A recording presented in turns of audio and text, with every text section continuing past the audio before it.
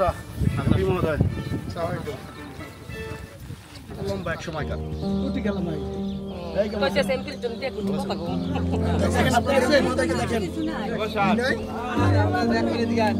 লাগবে কিসে আমরা আছি না কি বলতে শুনছেন ভাই কি খেল ভাঙে খেলাম না তুমি না একেবারে নগদ 10,000 টাকা দিবে আমার ঠিক আছে দিয়ে দিবেন একটু 4-5 দিন সময় দেন 10,000 টাকা দেবো আমি এমপি সাহেব 10,000 টাকা দিবে আপনারা এই খরচ একটু শাড়ি সুরি আর পান কেনার লাগে ঠিক আছে